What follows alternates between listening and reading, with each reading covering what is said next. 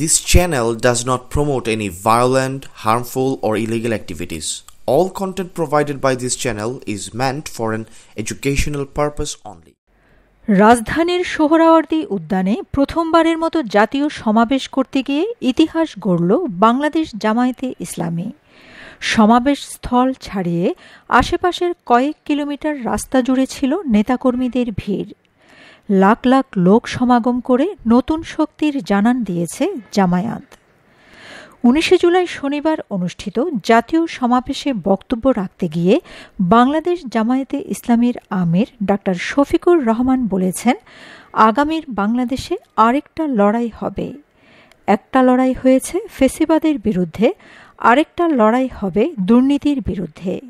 সেই লড়াইয়েও আমরা জয়লাভ করব। তিনি বলেন, চাঁদা আমরা নেব না, নিতেও দেব না।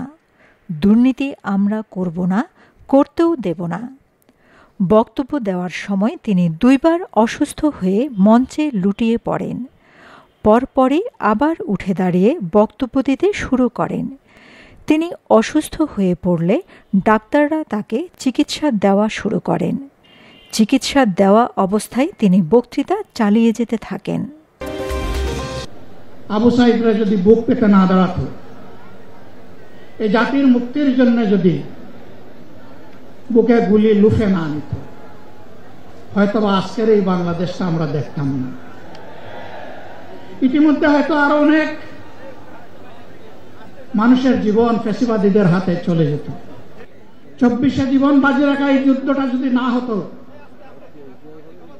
তাহলে আজকে যারা বিভিন্ন ধরনের কথা এবং দাবি দাওয়া পেশ করছেন, তারা তখন কোথায় থাকতেন? অতএব আসুন, যাদের ত্যাগের বিনিময়ে আল্লাহ তাআলার এই নিয়ামত পাওয়া, তাদেরকে যেন অবজ্ঞা এবং অবহেলা না করি। অরাজনৈতিক ভাষায় আমরা যেন কথা না, যদি এগুলো আমরা পরিহার করতে না পারি, তাহলে বুঝতে হবে যারা পারবেন না, ফ্যাসিবাদের রোগ তাদের মধ্যে নতুন করে বাসা বেঁধেছে। আমরা আশা করব আমরা এগুলা করব না, কেউ এগুলা করবে না, বরঞ্চ রাজনৈতিক শিষ্টাচার রক্ষা করে